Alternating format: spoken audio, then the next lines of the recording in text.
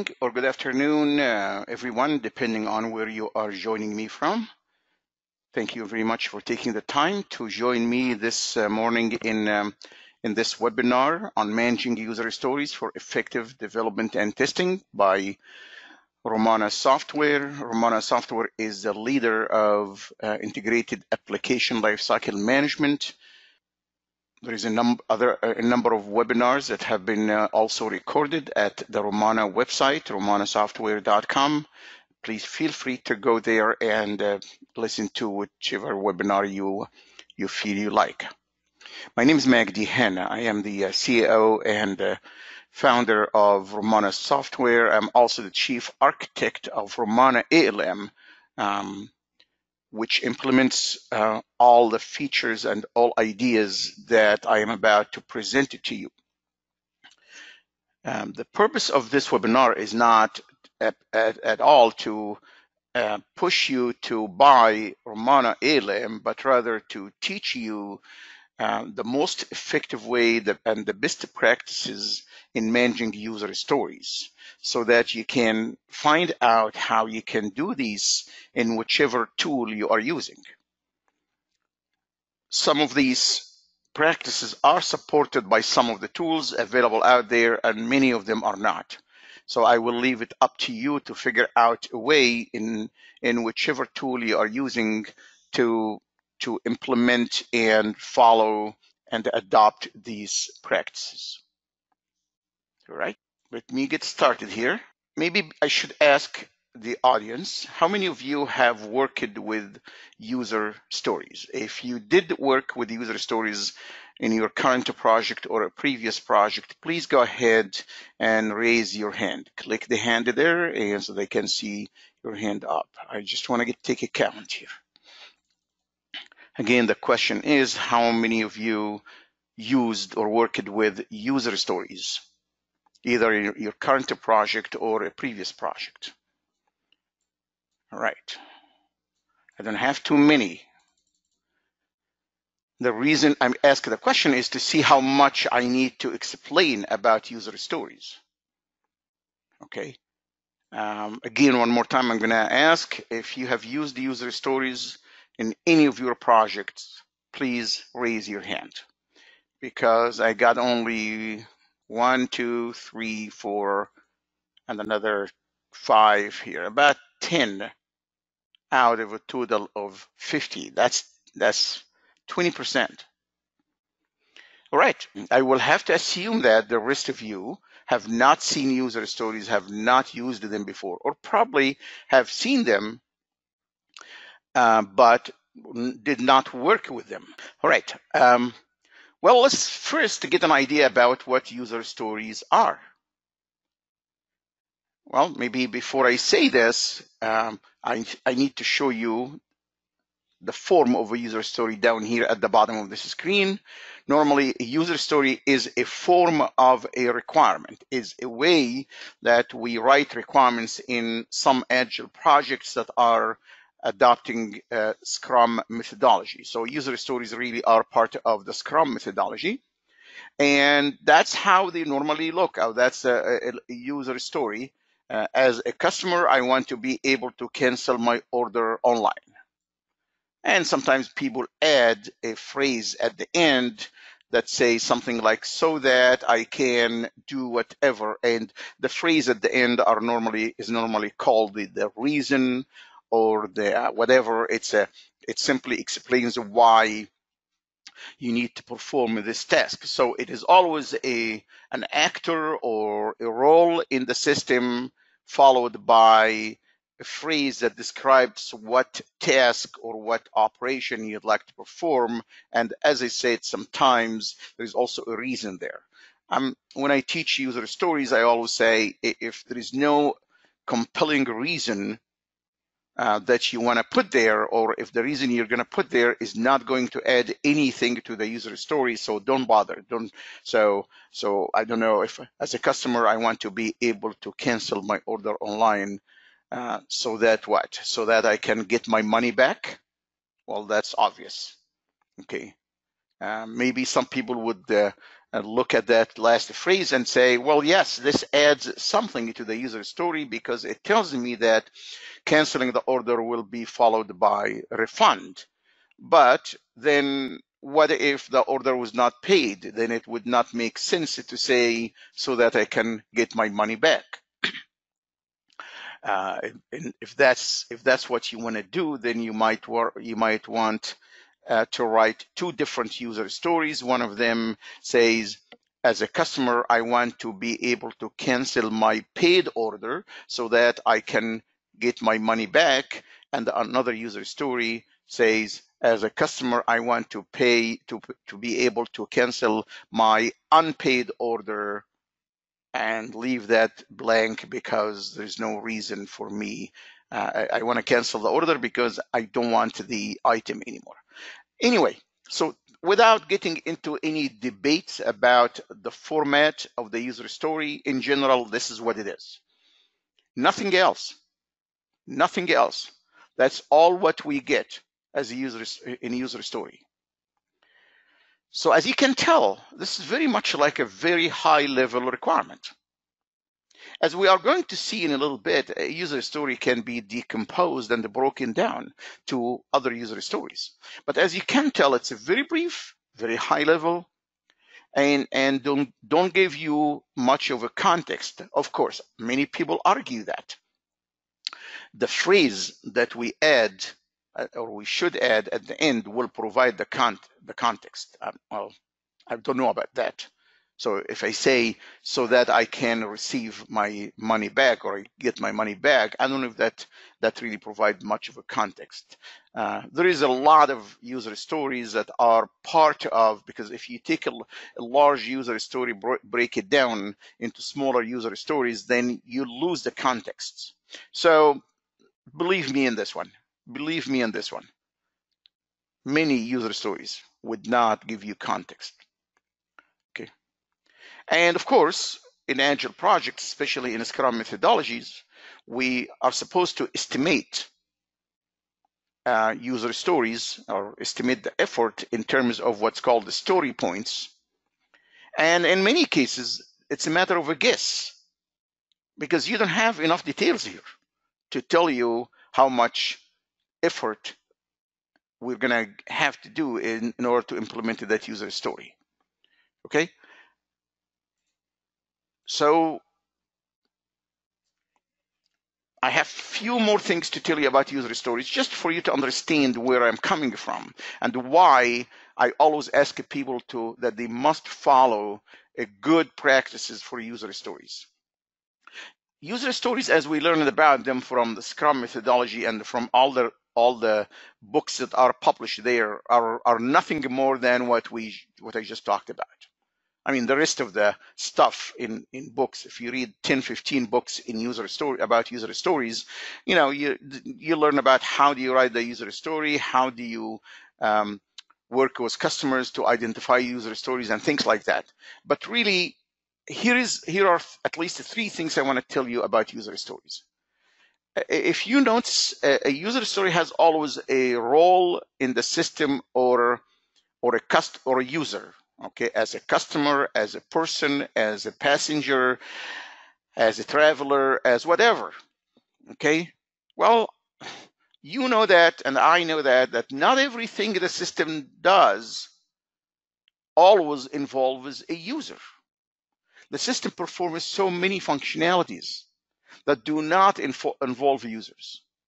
Okay, I mean, and I'm not only talking about batch processing, that the kind of things the system will do overnight. No, I am talking about things like, for example, calculating the taxes. The user is not involved in calculating the taxes. So if I want to phrase a requirement, not a user story now, if I want to describe a requirement in which the system will calculate sales taxes at certain rates, I don't know how to write this down. Of course, many people kind of try to manipulate the way we write user stories to write them differently. So sometimes people write, as a system, I'd like to calculate state sales taxes at the rate of 8%. Well, that's ridiculous, because the system does not like to calculate state sales taxes. Besides, this is a violation of the original format of the user stories. But you have to do what you have to do, all right? You have to write the user story somehow. And of course, other people say, I'm going to write it such that it says, as a customer, I'd like to see the system calculating state sales taxes at the rate of 8%. Well, no. As a customer, I don't care if the system calculates sales taxes or not. The funny thing is that the whole reason behind user stories and the rationale behind it, it says that it is coming from the user. It is a user story. It is what the user wants.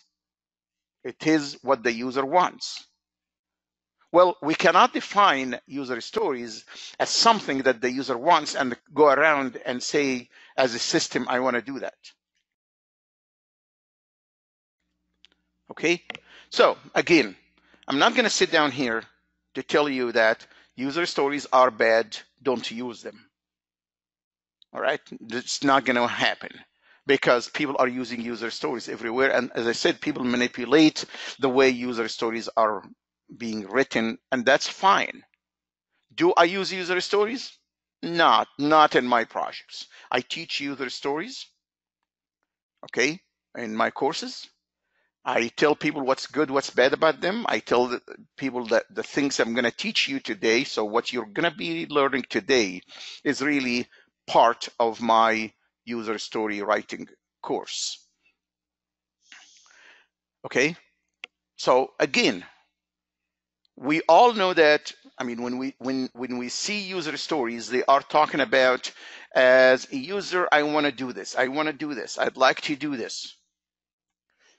What we are forgetting there is that there is so many other types of things that we do not want the system to do, or we do not want to allow the system, we do not want the system to allow people to do it. Okay, for example, do I want to see the system?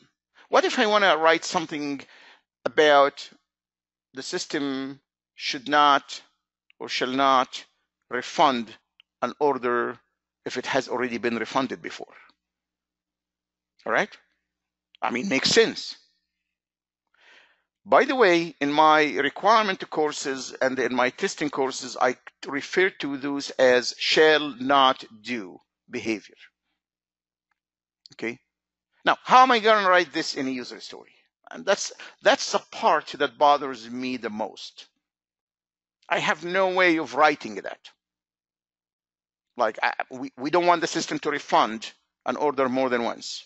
We want the system to check first if that order was already refunded before, and it should not refund it again. So I say what? I say, as a customer, I don't want the system to refund me the order if I already got refunded before. Whatever you want to do. I'm just letting you know that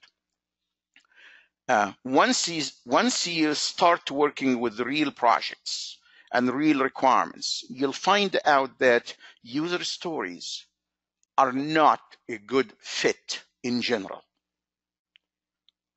So you have to work around things. I mean, I cannot tell you to abandon user stories. Why? Because it's not up to you. If it is not up to me, yes, I don't use them. Okay. In fact, I'm going to show you a project today, a real project, where I put user stories there, but I only put them to show you the demo in this class.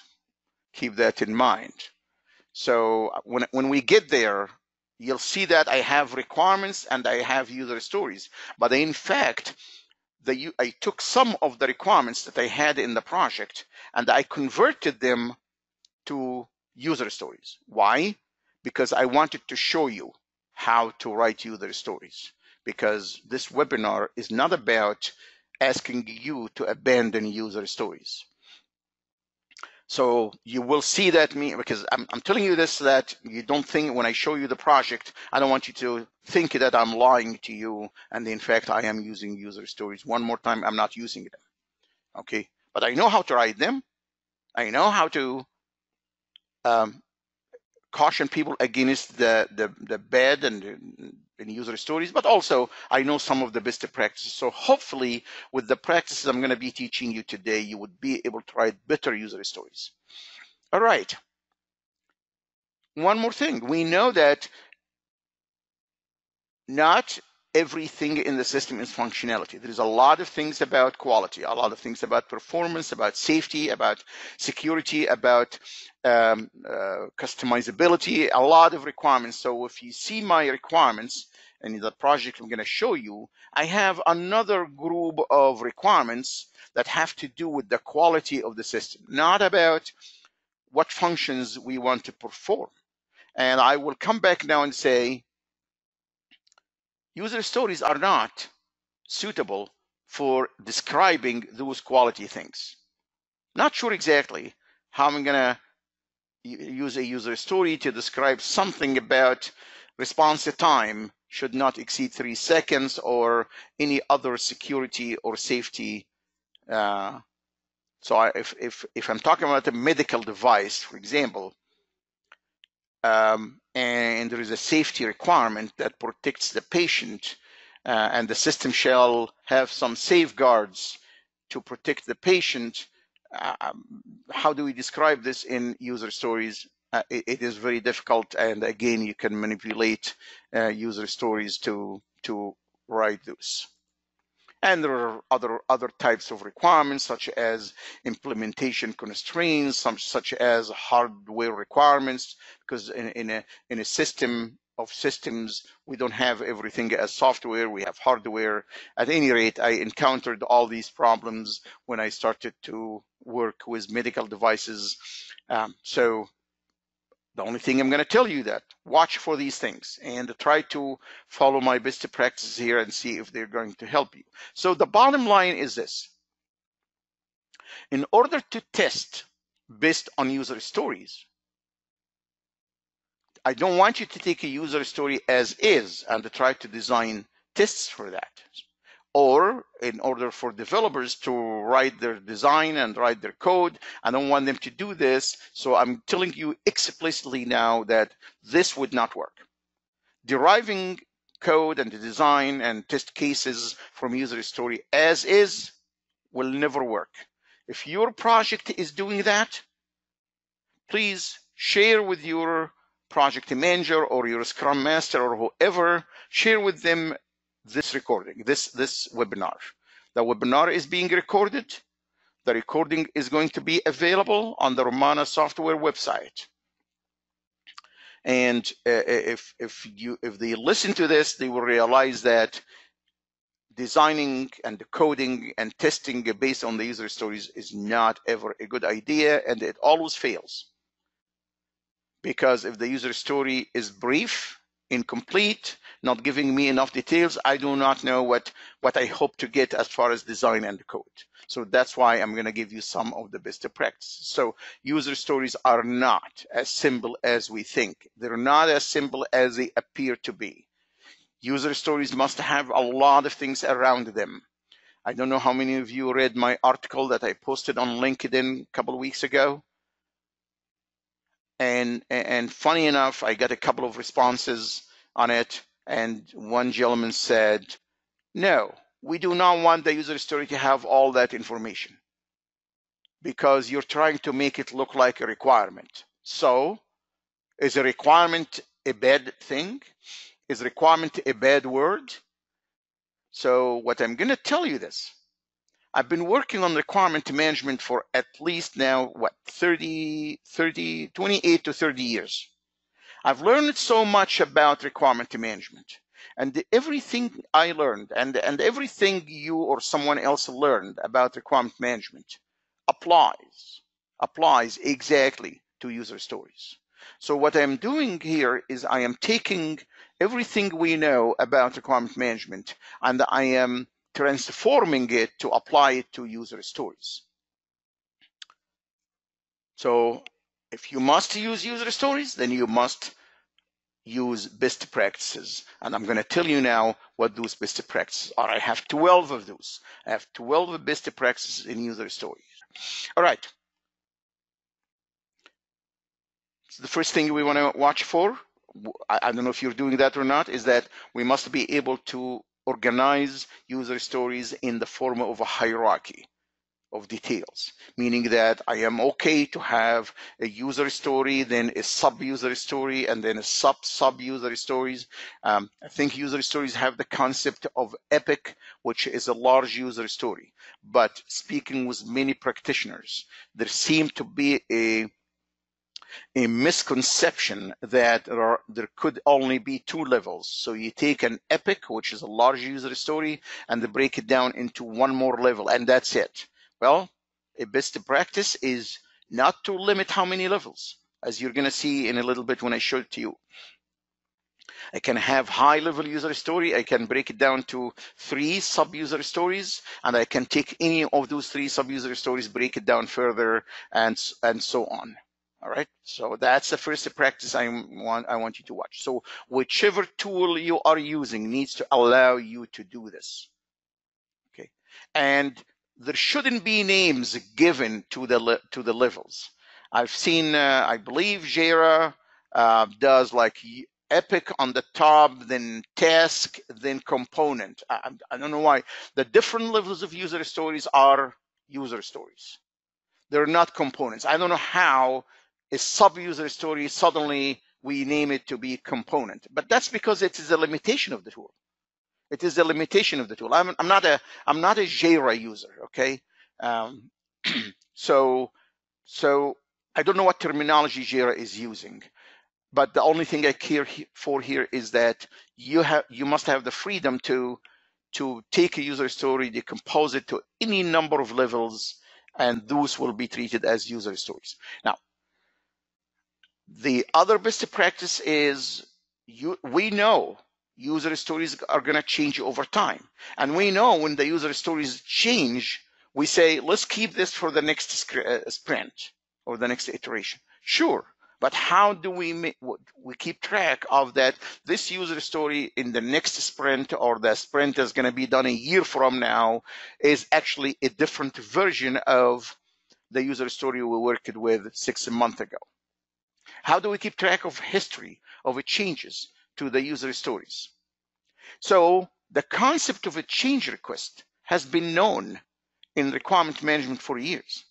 And the change request concept here is simply saying that someone, it doesn't have to be the customer, someone, even the product owner, wanted to make a change to the user story. Because remember, the user story is brief as we saw it. Then we started talking about the details. Then as we are working, we know in Agile projects, the details of functionalities or the details of the user stories will evolve over time.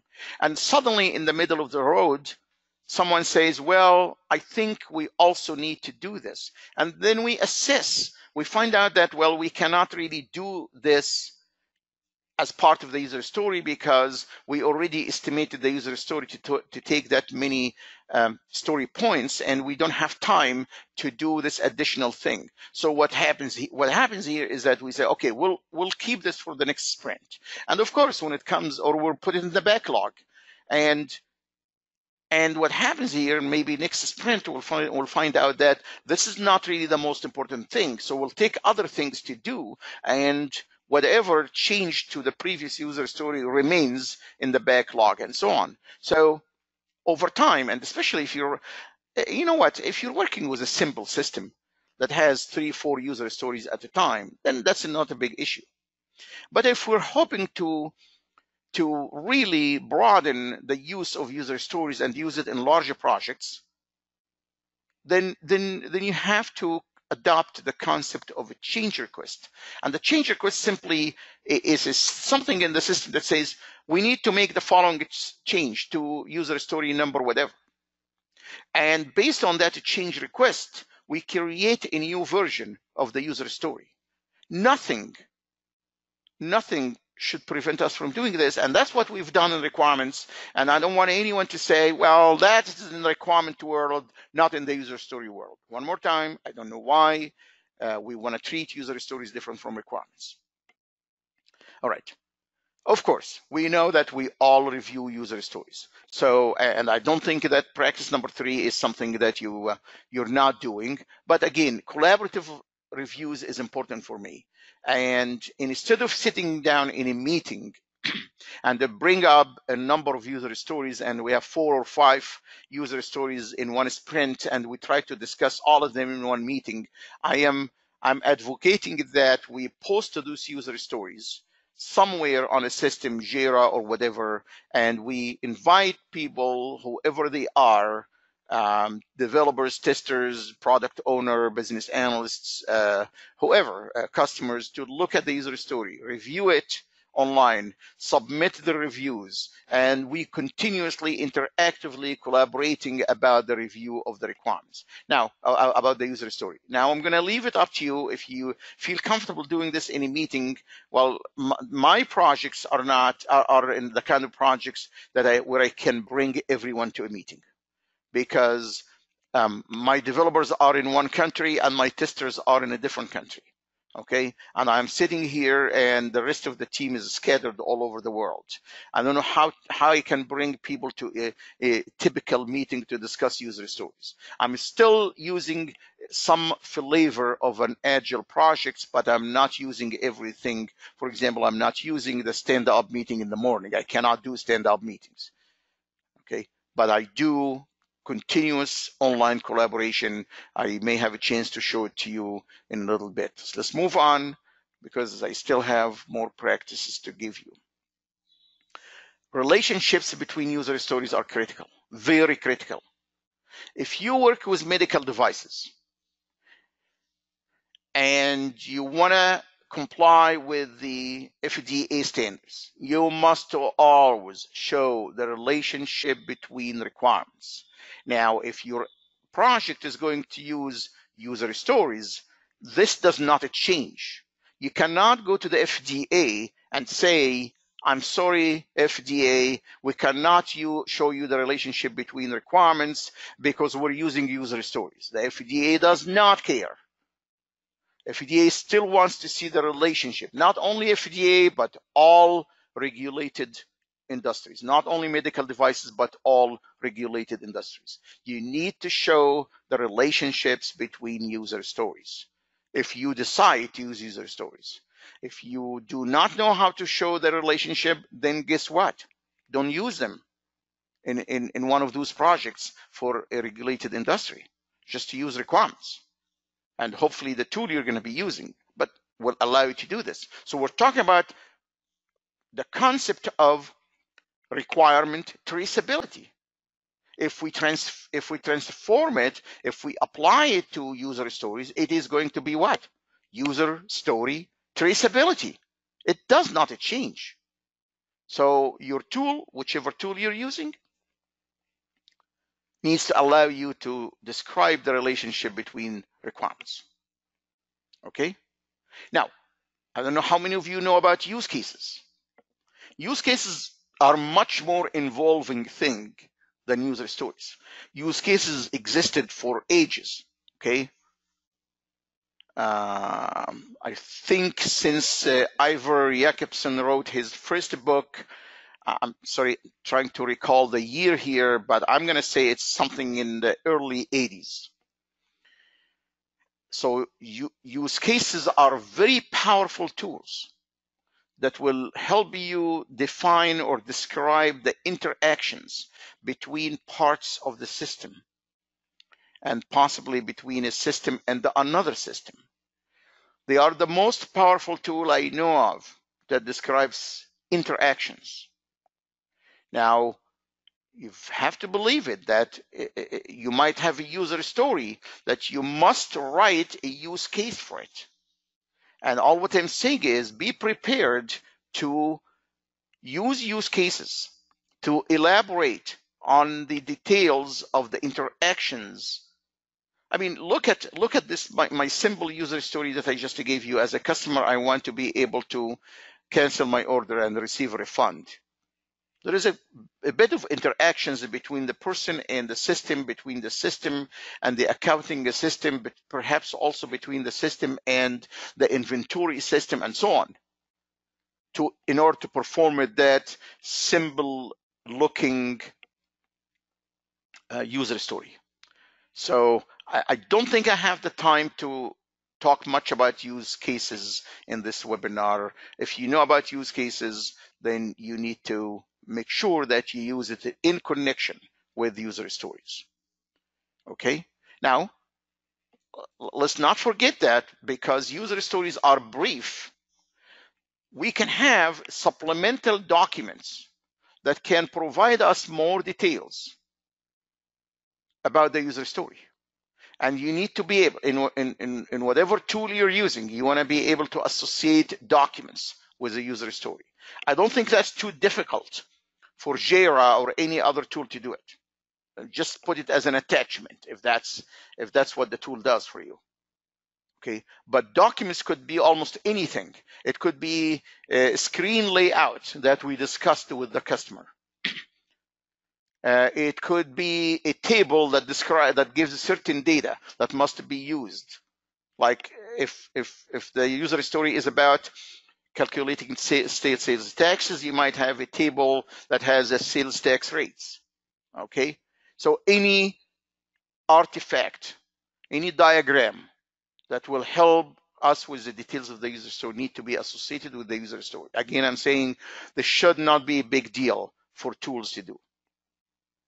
Now, the things that I have not seen happening, like requirements, user stories also have risks associated with them. And then the risks I'm talking about are the kind of project risks.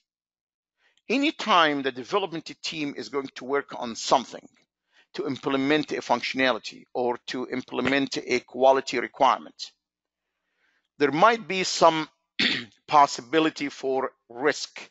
And the risk here is anything that could possibly happen that could hinder the development team from delivering what they are about to deliver, whatever that means. It could be a third-party tool that they're planning to use that may not be available on time, or a third-party component, or sometimes we have functionality that depends on certain components that we don't know what they are yet. Sometimes we depend on other systems. So there is always some level of risk. And again, I have always implemented this in my requirement management practices. I continue to advise people to apply to user story best practices. And that's to keep track of what kind of risks might be out there, whether they are related to the development effort or the testing effort that might hinder the team from delivering the user story. Because we want to be aware of those risks as early as possible. We want to be able to mitigate those risks. We want to be able to say, if this risk actually happened, how are we going to work around it? And that's a given. That's best practice of requirement management. That's best practices of project management. If you have been on those fields for years, and it must be applied to user stories. There is no exception. There is no exception. If you run a project that's using user stories, you need to keep an eye on the risks. All right, user stories exist, but we're going to develop them, and we're going to test them. So there are some tasks, and the tasks I am talking about here are reviewing the user stories, developing the user interface, writing the code, writing the design, testing them, whatever. Designing the tests, those are tasks. Now, in order to have a good estimate of how much time we need to implement that user story, we need to identify those tasks. And we need to associate them with the user story. Now, again, every time I post something on LinkedIn about these things, by the way, I have a number of articles and also a number of recorded webinars, both on the Rommana website and the Testing Institute website and on on YouTube about what I call feature-based project management. Feature-based project management is very much relevant to agile projects. When I write something like about this on LinkedIn, every once in a while I get someone who is very immersed in agile and say, well, no, that was in the older days of the waterfall model. In agile projects, we don't keep track of that. I don't know why suddenly with agile project we do not want to keep track of things that we used to keep track of in non-agile projects. There is no exception. We cannot throw away over 50, 60 years of experience we learned in software engineering when we use agile projects. The agile framework never ever said that. The agile framework never said throw away everything you know, this is a new way of developing software. Absolutely not. Yeah, if you read the Agile Manifesto, you can get some of this feeling between the lines, but that's not valid thinking. Okay, the Agile framework, and I didn't mean to dive into this now. The Agile framework does not and should not ever contradict the best practices in software engineering. The software engineering practices that we've learned for years still apply to agile projects. So my advice to everyone who's running an agile project to go back to the basis, to go back to all the software engineering best practices and see how much of it you can adopt in the agile project. Some of them cannot be adopted in agile projects. Some of them can be tailored to be adopted in agile projects. All right. So tasks. Now, the next best practice is about traceability again, and FDA will require that. Tracing user stories back to the code. You need to show what code modules have been written to implement that user story for all reasons. For maintainability reasons, if someone along the lines 6 months later, 1 year later, found that there is a problem with the user story, the way it was implemented, we need to know where to go back to the code that was written. What code modules have the development team, written to implement that user story? Okay, and which parts of the code need to be maintained? And if we were to go to the code and make changes, we need to do the traceability backward to find out what other user stories have been impacted by the code we changed. I refer to this as the impact analysis. And I have done this back in the mid-90s using a spreadsheet in a tool called Lotus 123, if anyone remembers that. Because that was my only way, and that was years before Agile. I didn't do Agile that time, but I needed to do the traceability between the requirements, the functionality, and the code. That's still very valid with user stories. The same is true, as you can see in practice number 10, about test cases. Traceability of functionality to test cases is a must. And if your tool is not allowing you to do this, I'm going to tell you straightforward. Throw it away. Throw it away. Trash it. Because that's an important requirement by all means. It's a best practice, but also required by all regulated industries. How do you put your hand on a user story and be able to see all the test cases written for that user story? Not only that, but also what has been executed, what passed, what failed, and so on.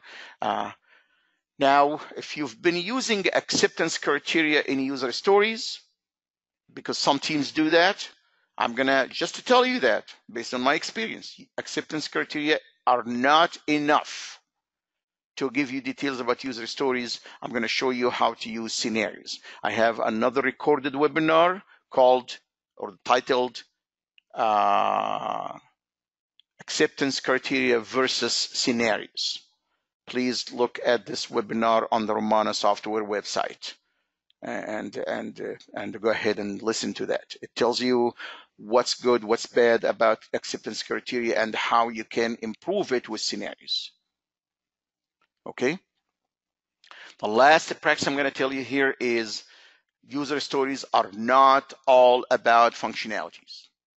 The same way we thought about requirements, because in the requirements, we have all types of requirements. I want you to know that there are many types of user stories. There are the typical user stories that everyone talks about that describes the functionality. Like as a user, I'd like to be able to cancel my order and to get a refund.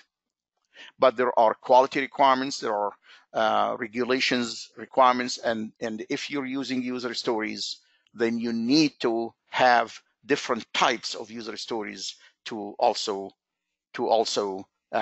describe those kind of requirements. So based on everything we talked about, again, if you've looked at my article on LinkedIn, this diagram, I put it there. So user story here is in the center of attention, and there are about, and honestly, I only put 12 here, 12 artifacts, 12 things about user stories just to be able to fit them in one screen. But I can think about at least 2 or 3 more. Okay, so these are the types of things that I talked about: test cases, scenarios, code modules, and documents, issues. Like, for example, you want to be able to put your hand on a user story and find out what issues, what bug reports were written. And I shouldn't say bug report because they are normally issues. They might be bugs, they might be clarifications, they might be enhancements, they might be anything else. But it's important to see those issues. The risks and tasks we talked about are here. The other related user stories are here, and so on. So this picture really summarizes everything I talked about. What I'm going to do now in the next 17 minutes, I'm going to show you quickly how Rommana ALM, as a leader in integrated application lifecycle management, how does it implement these ideas? I don't think I have the time to show you everything, bear with me. I'll do as fast as I can. So I had a project already open here before I started. What you're looking at here is what we call the dashboard that tells you some data. This dashboard is configurable. I'm gonna go, so once you open the project, you see the dashboard, but I'm gonna go straight forward to user stories. They are at the top here. And if you remember, I spoke about the change requests. They are here. The test sets are here, and everything is here. The nice thing about this is you can see everything on the main menu. So I'm going to go straight to user stories here. Here are all the different functional user stories. Here are the different quality user stories. Here are the different FDA regulations user stories, and so on. And of course, all these types, there are some usability user stories. There might be some implementation constraints. And what I'm saying is, if you must use user stories, then okay, then describe what you can in user stories. What I do here is that if there's something that I cannot easily describe in a user story, guess what I do? I leave it as a requirement. I mean, I can open this one here. Okay, let me expand this a little bit here. More attributes for issue report. By the way, just in case I don't want you to get confused. What the project you're looking at is an actual project from the implementation of Rommana ALM. So this is actually a project of one of the releases. It's actually for release 10.3. And I labeled it Agile so that I know when I look at the project name, when I'm doing a demo like that, I know this is an Agile project. It has user stories and other things. But again, what I'm saying is that the user stories and requirements here are actually requirements of Rommana ALM. Look at the first user story. As a user, I'd like to be able to export requirement details report to Excel. This is a user story within Rommana. So don't get confused, okay? So I was pointing out to this, more attributes for issue reports.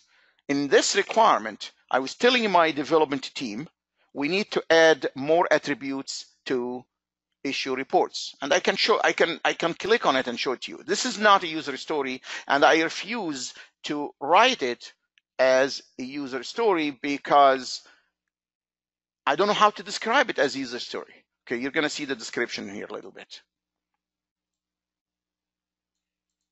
This is what I wanted to tell my development team. Okay, add the following attributes to both issue reports and ad hoc issue reports. Okay, so how am I gonna write this as a user story? I'm not gonna bother. I'm not gonna try to follow the format. So again, one more time, I am not telling you don't use user stories. I'm just telling you there has to be a way around things. Okay, so I write it as a requirement, as you can see, and I give the requirement description. And of course, I have a lot more details down here. So let's look at any user story down here. So there are things that I phrased as user story. And as you can see, my user stories are, as I said, they are hierarchy of details. And although you can see here only two levels, like this one here, like 3 and 3.1, 3.2, I can actually click on any one of those and create a child for it. Okay, so I'm now looking at user story 3.1. By the way, the two numbers here, the 5 is the actual unique number of the user story. The 3.1 is just what we call the sequence number. So if I add a child to this one, it's going to create it as what? 3.1.1 and so on. So that's important.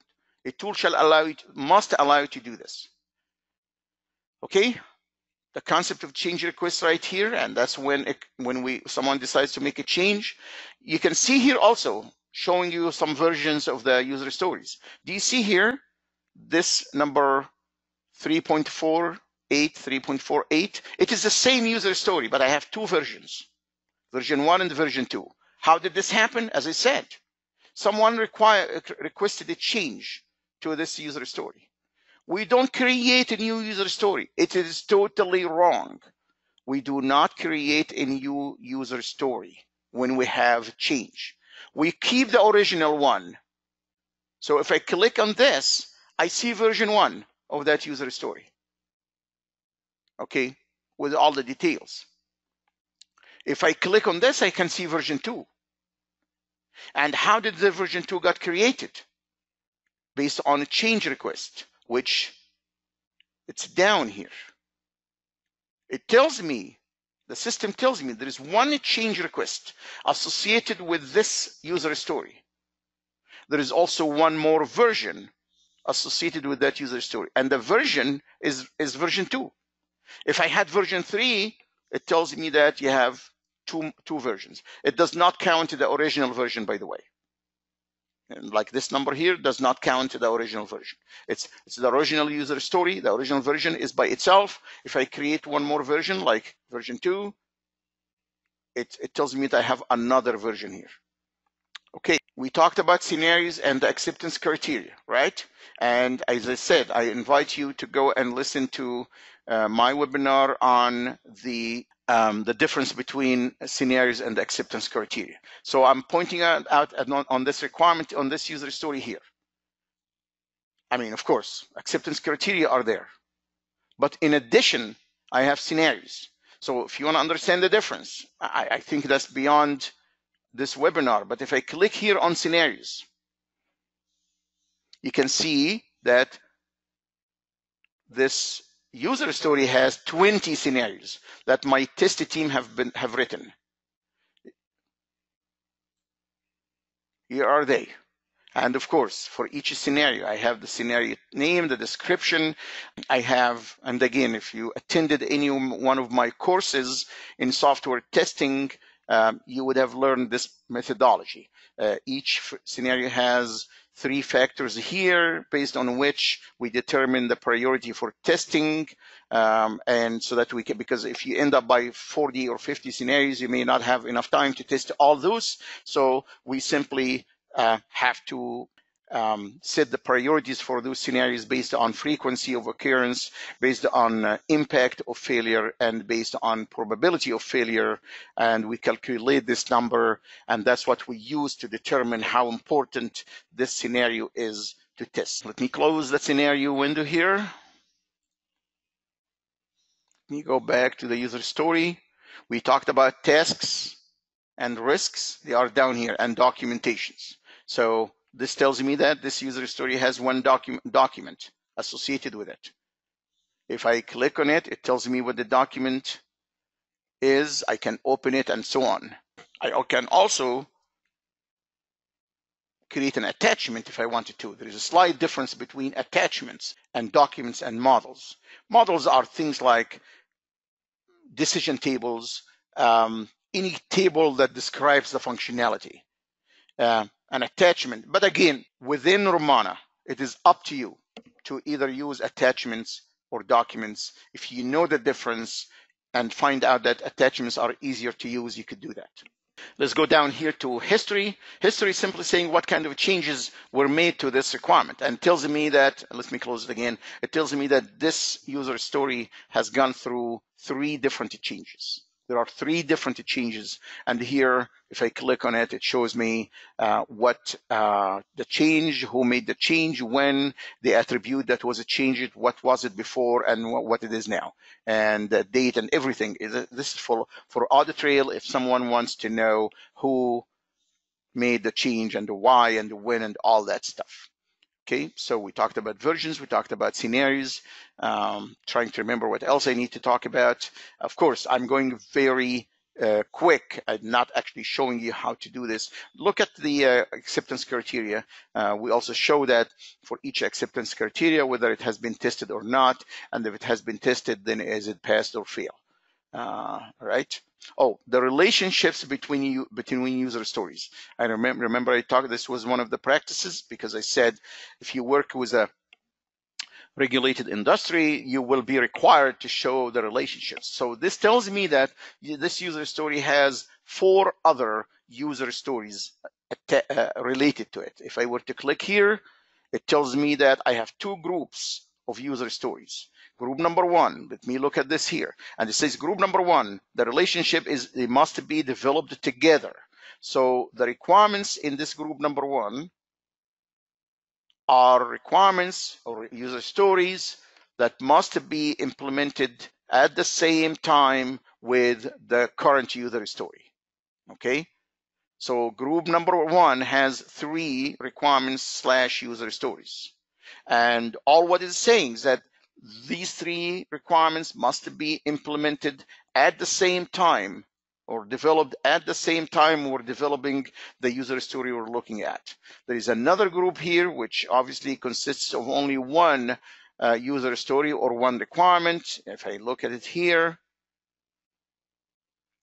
and the nature of the relationship, that's what it is. The nature of the relationship, as it says here, this other user story provides more details to the user story we're talking about. Okay, so that's really why it's important to show the relationships between user stories. The online collaborative reviews are here. So if I click here, I can request people to review this user story. I can click here.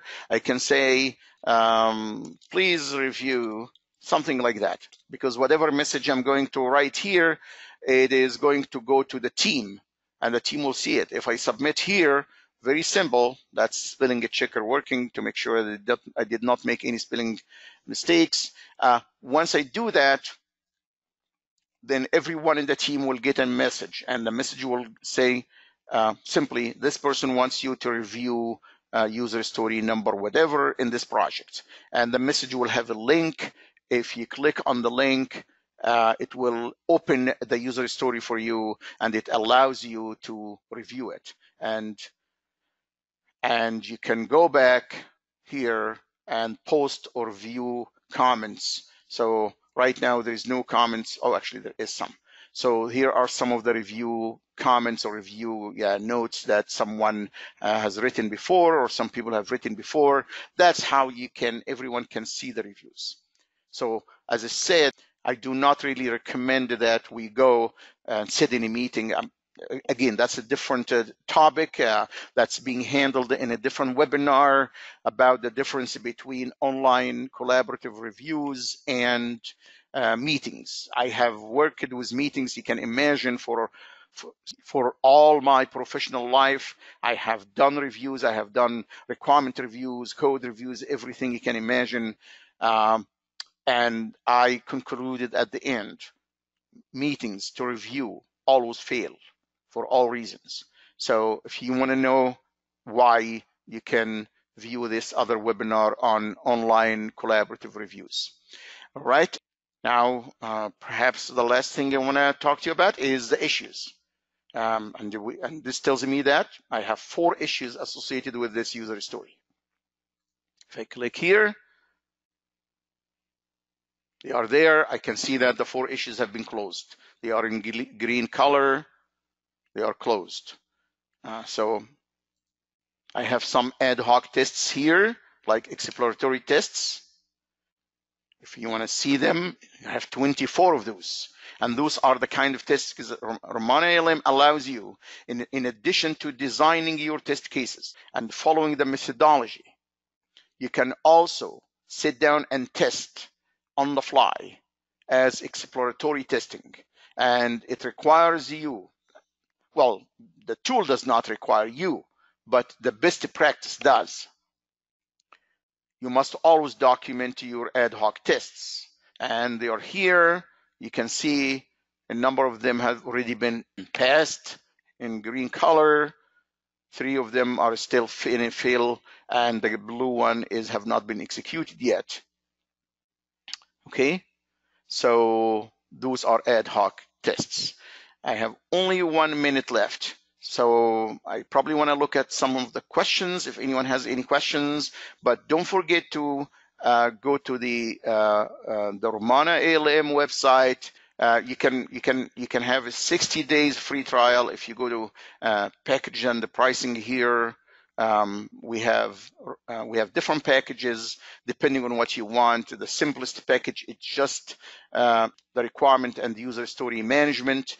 You can try it for 60 days, but look at the prices also. We keep the prices low so that everyone can afford to use it. You can choose to take the full package of the complete Rommana ALM, either try it free or buy it, whatever you want. So don't forget to go there. Don't forget to visit our recorded webinars here. Listen to Rommana recorded webinars, and these are some of the webinars I was referring to. All right, let me peek here if there's any questions. Is there an option to create scenarios via mapping user story / technical stories on one view? I'm not sure I understand the question. Is there an option to create scenarios via mapping user and technical stories in one view? I don't know if this answers your question, but if I'm going here, let me go down here. If I'm going here, this is a user story.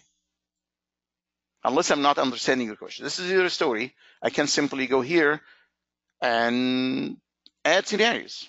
I have 24 scenarios. I can add a new scenario. This is simply what I'm answering now is what I'm assuming to be your question is, can I create, I mean, if you're really saying, can I do this in the same view as user story, I'll say there's no need to do that, because then the screen will be very complicated. I'm giving you a different screen here to define scenarios. This is a screen to define a scenario for this user story. Okay, so please, if I misunderstood your question, go ahead and rephrase it. A question here says, how do user stories align with the DevOps world? They align. I mean, user stories are part of the DevOps. In DevOps, we involve the development team and the operation team, and we all come up with the user stories. So this is not you do not contradict each other. You can use this exactly, the same practice exactly as I explained it, if your project is DevOps project. Okay, so If you can ask a little bit more details, I can answer. So how does it align? It aligns very well. If that's the short answer to your question. All right. I don't see any more questions. It is 3 minutes beyond my time. Thank you very much for taking the time to be with me today. Hopefully we'll see you in other webinars. Hopefully you'll have time to look at some of the recorded webinars. And don't forget to go to the Rommana website to try some of the packages for free. Okay, just look at them, see what you need, what they are and what they allow you to do and not, and provide feedback. Thank you so much for your time. This webinar is being recorded and will be available next week.